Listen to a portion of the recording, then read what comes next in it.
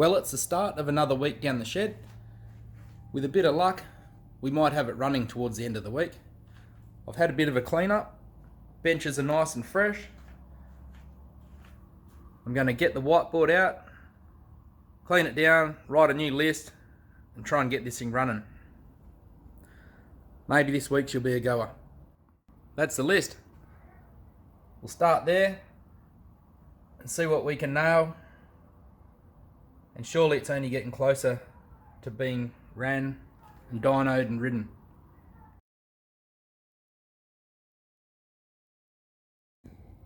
First up on the list is going to be to fit this dump pipe. So there's me sealant, there's the dump pipe. Right, Jed, let's fit the dump pipe on. So the dump pipe's been fitted. It's got a fresh set of stainless bolts. And we're on the way. Up here is the Micron muffler. Hopefully that's in good nick still, not scratched or dented. So we'll pull that out, we'll give it a clean, and we'll look at putting that on too. Here's the muffler that's on the bike. It's a Micron scorched titanium. It's in very good condition, no scratches or dents. So we'll give it a wipe down and we'll be able to fit that on. With a quick clean, it came up even better. Just the clamp needs a bit of love and attention. It's all rusty and corroded. But being stainless, we should be able to clean that up pretty good too. The bolt's probably buggered, but we can change that out.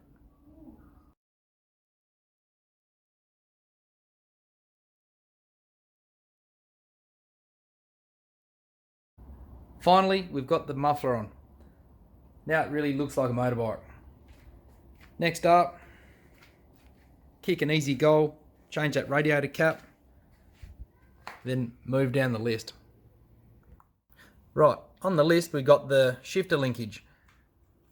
I think what we'll do is we'll have a bit of a measure up, check it from the gear change lever to where this spline part goes on the engine, and then over here I bought a heap of these universal shift rods and stuff that I've had over the years. I'll have a play, see what I can measure up and get to work, because that would also be a good one to cross out today. We've had a bit of a measure up, dug through all the spare rods and linkages and stuff, and basically this guy here is the closest to being the correct one. If we take 10 mil off each end, basically it should put the gear change lever in the correct spot by the time we wind the studs in. So we're going to cut that now and see how it goes. We've cut the rod down, screwed the studs in, and basically it's the perfect length. So now we'll pull it apart and Loctite the studs in, Loctite it all up, and that's the way it's going to be. So with the gear change linkage all sorted, next on the list is the air temp sensor. So I need to bring home the Loctite pipe sealant from work so that can be sealed into the plenum chamber. It's just the sensor that goes into this hole here that we pulled out when we bead blasted it all. So we'll bring that home and that'll be the next thing we'll have a crack at, and probably put a few hose clamps on these fuel lines as well. We grabbed some of this Tectaloid coolant. It's what I had in the bike last time, and it sat for a solid 10 years, and when I drained it all out it was still brand new looking. We filled the bike up with the Quaker green blood once again, ready for another 10 years. First off, we're going to seal this sensor up. This is the air temp sensor, so that'll be glued up. That'll be a nice easy one to nail. Then we're going to move on to the actual vacuum and boost lines. I laid out all the hoses from last time when it was all installed, and I'll try and simplify this down and make it all make sense once again. So we fitted the temp sensor. That was pretty easy. While we were playing, we picked this up off the bench and we thought we'd have a crack at fitting it.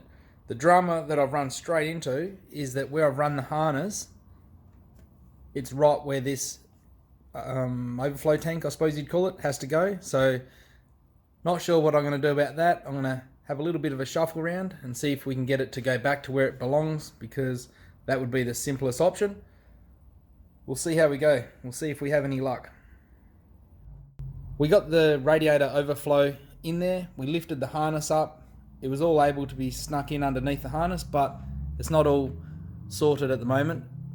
All this stuff seems to lift up that right-hand rear panel, so not quite resolved yet, but we'll see what happens.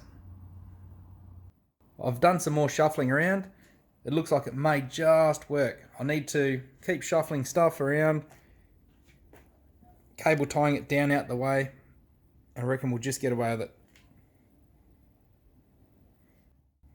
It's good to see that panel back on.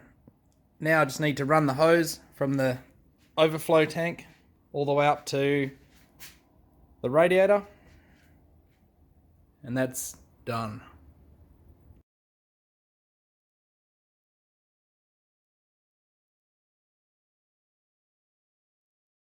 Yes!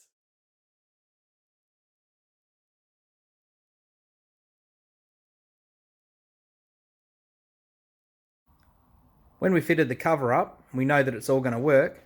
We're able to proceed to running this hose from the bottom of the overflow tank. He runs forward all the way up to the radiator. Then after that, we're able to put the overflow hose on. That guy's tucked away under here, bracketed to the frame, and he runs forward and basically comes down here and out the bottom of the bike. The brake and clutch lines turned up today. The guys at Hell Performance Australia have done a mint job. So we've got the clutch line off a ZXR, the rear brake, and a set of front lines off a 1098 Ducati, because that's what the forks are out of, and the master cylinder. They've done a pretty good job. They've also left the heat shrink off so I can rotate the fittings in the end of the line, so in case I need to orientate them in a different way. But anyway, we'll get them out the boxes and all the packets and see how they fit. The rear brake line bolted straight up. There he is. Looks good. Front one also went straight on. The main difference I noticed was, rather than stock, they come straight down from here and straight down to the right hand caliper. With these guys, it seemed it was slightly longer, so I ended up running it across to the left, which is the opposite, and then you get the loop hose which runs over the back of the guard and to the other caliper. That's all done and good. And then you got the clutch line.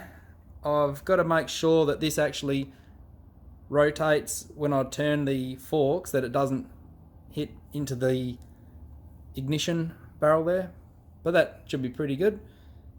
He runs around the fork leg.